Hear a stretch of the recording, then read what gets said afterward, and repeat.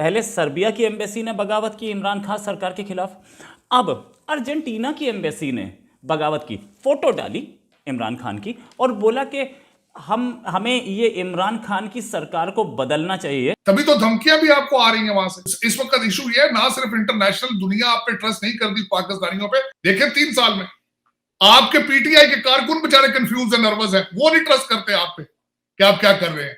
तो अगर ये हालात हो तो मेरा वो दुनिया किस तरह आप पे एतबार करेगी। पाकिस्तान भी गजब मुल्क है। ऐसे मुल्क कहाँ पैदा होते हैं, ऐसे देश बड़ी मुश्किल से पैदा होते हैं जहाँ पर आर्मी अलग बगावत कर देती है और अब एम्बेसीज बगावत करने लगी हैं। एम्बेसी, पहले सर्बिया की एम्बेसी ने बगावत की इमरान खान सरकार के खिलाफ, अब अर्जेंटीना की एम्बेसी ने बगावत की, फोटो डाली इमरान खान की और बोला कि हमें ये इमरान खान की सरकार को बदलना चाहिए, तभी हमारे यहाँ पॉलिटिकल स्टेबिलिटी आएगी और हम JF-17 जो अर्जेंटीना को बेच रहे हैं वो डील हमारी फाइनल हो पाएगी। मतलब एक एम्बेसी जो कि जिसका काम है दूतावास, अपनी गवर्नमेंट की पॉलिसीज़ को, अपने गवर्नमेंट के स्टैंड्स को अर्जेंटीना के सामने, दूसरे कंट्री की गवर्नमेंट के सामने रखने का, वो अर्जेंटीना में बैठ के अर्जेंटीना की या किसी और की भाषा बोले कि आप हमारे कंट्री में प्राइम मिनिस्टर और उनकी काउंसिल ऑफ गवर्नमेंट इसको हटाओ, तब हमारा कंट्री बेटर होगा और ये डील फाइनल कर पाएंगे। मुझे नहीं पता ये बगावत कहाँ से आई और कैसे आई, लेकिन ऐसा अर्जेंटीना के इंस्टाग्राम पोस्ट पे इमरान खान की और उसके ऑफिसर की फ़ोटो के साथ डाला गया है। ये कहानी ये कि JF-17 की डील, जो कि काफ़ी दिन से कोशिश हो रही थी कि JF-17 अर्जेंटीना खरीद ले, बातचीत चल रही थी। एक और एम्बेसी ने ट्वीट भी कर दिया था कि डील फाइनल हो गई। अर्जेंटीना को बाहर आकर के बोलना पड़ा कि नहीं, हमने अभी तक कोई फाइनल नहीं किया है, हम सारे कंसिडर कर रहे हैं। इसके लिए हमारा तेजस भी था हमारा तेजस जो है वो भी एक कंटेंडर था, क्योंकि अर्जेंटीना की, क्योंकि एक एम्बेसी पाकिस्तान की सऊदी अरेबिया, उसने पहले ही ट्वीट मार दिया था कि हम जीत गए और हमने बेच दिया। उस पर अर्जेंटीना की एम्बेसी जो है, मतलब पाकिस्तानी एम्बेसी टू अर्जेंटीना, वो अपने गुणगान करने लगी होगी कि हो गया काम, अब तो निकल गई कहानी, ये खबर कहाँ से आई पता नहीं किसने कराई। लेकिन सच ये कि इसी साल, मतलब अभी 2 महीने पहले अक्टूबर में एक खबर आई थी कि JF-17 में अब अर्जेंटीना बिल्कुल इंटरेस्टेड नहीं है, वो रशिया के साथ बात कर रहा है एक कॉम्प्रिहेंसिव मिलिट्री डील के लिए, और वो अब रशिया के मिग या सुखोई में इंटरेस्ट दिखा रहा है। वो वहाँ से खरीदेगा, सस्ता भी पड़ेगा, और पाकिस्तान के तो चाइनीज़ माल है, उसे भी पता है अब चाइनीज़ माल खरीदना ज़्यादा अच्छा है उसके लिए। इनफैक्ट इंडिया का जो तेजस है अभी तो अपने लिए ही नहीं है, लेकिन हम लोग फिर भी उसे करने की कोशिश कर रहे हैं। तेजस भी उस लाइन में था, लेकिन अभी तक तेजस का भी कुछ हमें होता नहीं देखा। लेकिन हमारी एम्बेसी ने नहीं ट्वीट किया, हमारी एम्बेसी ने ट्वीट किया कि पॉलिटिकल स्टेबिलिटी लाओ, तब हम यहाँ पे बेच पाएंगे। एम्बेसीज आर वर्किंग, एम्बेसीज काम करती हैं और वो सरकार की डायरेक्शंस पे काम करती हैं। लेकिन पाकिस्तान में उल्टा हो रहा है, वो सरकार को डायरेक्ट करने लगी कि यार तुम अपना मुखिया चेंज करो, तब हम ये डील फाइनल कर पाएंगे। भाई साहब क्या करती है एम्बेसी? एम्बेसी किस काम के लिए होती है? और इमरान खान की पॉपुलैरिटी भी क्या कम हो रही है, क्योंकि इमरान खान KP में इलेक्शन हार गए हैं, और इमरान खान ने यह भी कहा है कि हमने तो दहशतगर्दी की जंग डॉलरों के लिए लड़ी है। तो इस वक्त you are not a player there anymore. तभी तो धमकियां भी आपको आ रही हैं वहां से, तभी तो आपको वहां से धमकियां आ रही हैं, और यही वजह है, उनको आपकी जरूरत नहीं है। और दूसरा, इस वक्त इशू ये है, ना सिर्फ इंटरनेशनल दुनिया आप पे ट्रस्ट नहीं करती पाकिस्तानियों पे, अफगानी तालिबान भी आप पे ट्रस्ट नहीं करते, क्योंकि आप दुनिया में एक ही चीज मशहूर, आपका ट्रेडमार्क है डबल गेम का, कि आप डबल गेम खेलते हैं, आप बताते कुछ है करते कुछ है।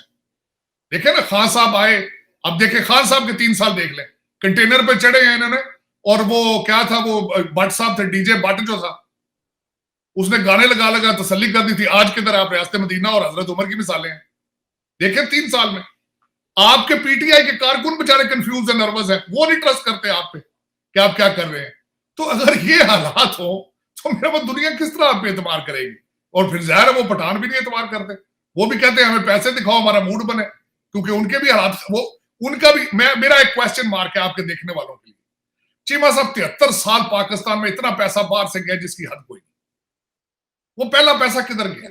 बिल्कुल इसी तरह अफगानिस्तान में पैसा गया। पहले रशिया पैसा पंप करता रहा, फिर अमेरिका पैसा पंप करता रहा। वो पैसा किधर गया? स्कूल बनाए इन्होंने, सड़कें बनाई इन्होंने, हॉस्पिटल बनाए। क्या बनाया वहां? कोई प्रैक्टिकल दीवार दिखा दे मुझे, कोई प्रैक्टिकल फैक्ट्रियां दिखा दे। तो अगर 73 साल का पाकिस्तान में पैसा आके नहीं रुक सका, तो आगे आप लेके पैसा क्या करेंगे बाहर से? बिल्कुल उसी तरह अफगानिस्तान में हर वॉरलॉर्ड जो है, एक तो उनमें एक मुश्तरका चीज है कि सारे हाजी नमाजी हैं, सारे वॉरलॉर्ड, सारे इस वक्त पोस्ट कास्ट कर रहे हैं। इस वक्त उनका बिल्कुल उनका दैट इज द उनका प्लान बी जो है वो सिर्फ इस वक्त अपना वो बना रहे ओपीएड, आपकी पोस्ट कास्ट हो रही है, और एक नई ड्रग है मैथ है, उसकी फैक्ट्रियां लग रही है। बिल्कुल 350 किलोग्राम डेली बेस पे मैथ प्रोड्यूस कर रहे हैं वो। और वो सारे देखिए, अगर ये चीजें बाहर से पैसा जाता रहा है, 75% आपका बजट बाहर से पैसा, लेकिन वो पैसा क्या किधर? रशियन एम्बेसी के एक सफारतकार की ये रिपोर्ट थी कि गनी साहब $69 मिलियन लेके भागे वहां से कैश। ये रशियन एम्बेसी में से किसी डिप्लोमेट ने ये बात निकाली थी। मैं कहता हूं सच हो झूठ हो, कारजाई साहब का तो मुझे पता है, क्योंकि मैं खास कर एक ऐसे, मैंने बताया था आपको, ऐसे शहर में बैठा हूं क्योंकि दोनों लोग यहां से गए थे बाल्टीमोर से। कारजाई साहब का यहाँ रेस्टोरेंट था जिसका नाम अलहम्द, इनके जो सूबे का नाम है वो था, और दूसरा गनी साहब जान हापकर में यहाँ पढ़ाते थे। तो जो पढ़ाता प्रोफेसर गया उसकी कितनी प्रॉपर्टियां होनी है ये रेस्टोरेंट वालों की, लेकिन अब वो मेरा मतलब बिलियनर है। तो ये तो एक अच्छा सबसे बड़ी बात है कि हर अमेरिकन को यहां पता था कि कारजाई फैमिली ने पैसे वहां से बनाए। अब मैं कहता हूं $33 बिलियन तो हमारे आते ही डोनाल्ड ट्रंप साहब ने पाकिस्तान के बारे में ट्वीट कर दी थी। मैं वो 33 बिलियन दिखा दे कहां गया है, वो आपने क्या बनाया जो आप आज मांग रहे हैं। बल्कि आप, मुझे याद है मैं एक आर्टिकल पढ़ रहा था अभी कि इस वक्त आपके डेट के क्या हालात हैं, आपके बहुत बुरे हालात हैं। मैं कहता हूं खान साहब 6 बिलियन IMF का भी ले लें, एक पैसा नहीं यहां रुकेगा पाकिस्तान में, वो सीधा दुबई और लंदन जाएगा, क्योंकि खान साहब के अपने प्राइम मिनिस्टर फंड में से 40 अरब रुपया निकल चुका है और वो अभी तक उसके बारे में वो ना रसीद, वो बात ही नहीं करना चाहते उस पर। तो ये एक अलमिया है इन दोनों ममालिक का। ये मेरा ख्याल है जब तक ये लोकल लोग नहीं इन चीजों को देखेंगे करेंगे, जब तक कौमियत नहीं आएगी, जब तक कोई लीडर ऐसा नहीं आएगा जो सिंसियर हो, जिसको कोई अच्छी टीम मिल सके। खास अब हो सकता है खुद ठीक हो, लेकिन बेचारे कई दफा गिला कर चुके हैं कि माफियाज उनसे कंट्रोल में नहीं है, उनको अच्छी टीम नहीं मिली है, वो सही सर्कमस्टांसेस नहीं थे, लेकिन अच्छे लीडर की तरह फिर तौलिया फेंक के निकल जाते हैं ना, कौम को कहते हैं कि मुझसे नहीं चल रहा, मैं ये नहीं हो रहा मुझसे, मैं हट जाते साइड पे।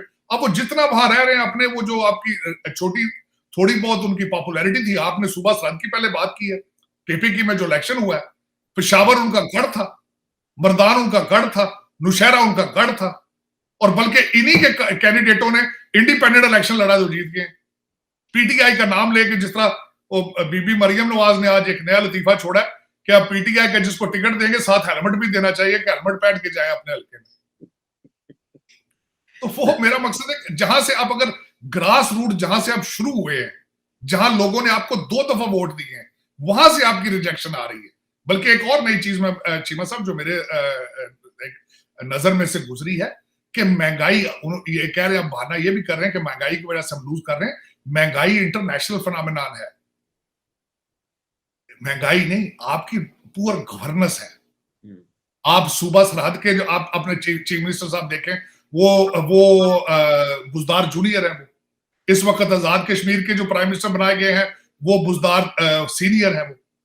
तो मेरा मकसद है कि जब आपकी स्ट्रेटजी ये हो कि अपनी सारी चीजें, चाबियां आपने अपने पास रखनी है और वहां पे सिर्फ रिपोर्ट बिठाने हैं, तो इस तरह कौन पे किस तरह चलेगी? वो पूरी गवर्नेंस चल रही है, आपके पास ना टीम है, ना आप टीम रखना चाहते हैं। तो ये इस वक्त मेरे ख्याल में, इस वक्त तो हम बहुत ही अजीब हालात में फंस चुके हैं। आपके खान साहब की अपनी तकरीर का हिस्सा है कि हमारी इकॉनमी इतनी नीचे जा चुकी है और जो कि सिक्योरिटी थ्रेट बन चुकी है। और बाकी जब आपके पास अपने मुलाजमों को चीजों को तनख्वाहें देने के लिए ना हो तो सिक्योरिटी थ्रेट ही, तो वो वाकई आप इन हालात में पहुंच चुके हैं।